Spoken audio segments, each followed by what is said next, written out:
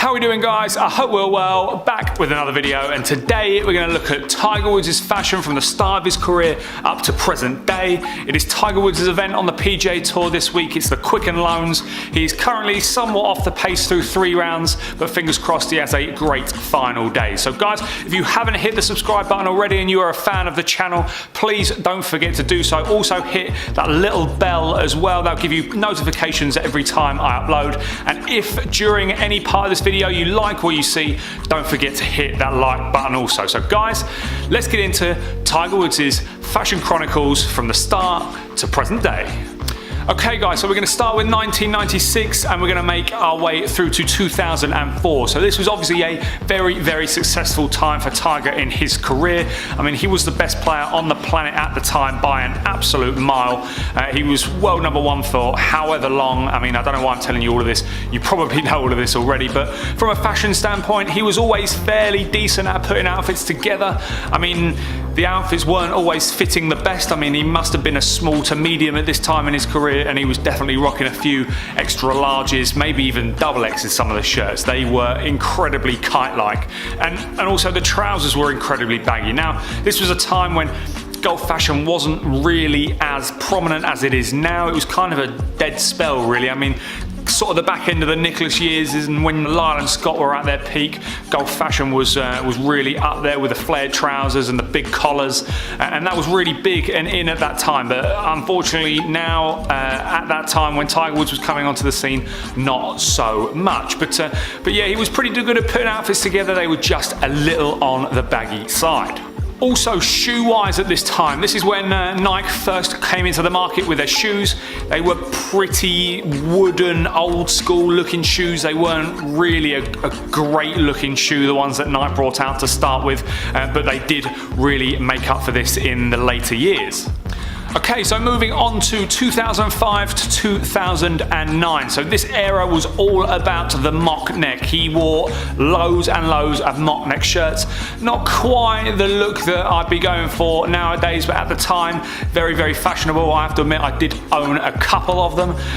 Also, the clothing that he wore became gradually tighter. So he kind of would have gone a little bit more down from an double XL, XL down to a large. He also spent a lot more time in the gym in this point in his career, so the clothes did fit him a little bit better. So yeah, the mock neck was very much in at the time, and this also saw the emergence of the Nike SP8 golf shoe.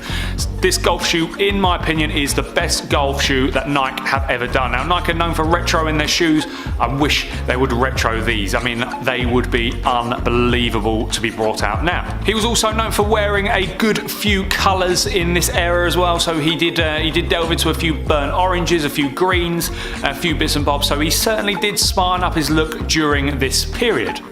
Okay guys, so 2010 to 2013, this saw the emergence of Tiger embracing the white belt. So at the time, the white belt had kind of been in fashion in golf for a little while. Tiger's kind of always been a little bit later to adopt the latest fashions, but he did crack on with the white belt in this time.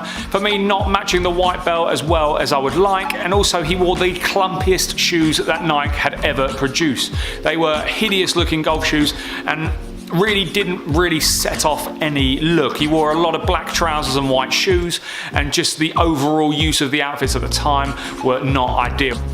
Also at that time, Nike, the shirts that they were bringing out for the TW range lacked a little bit on the style front.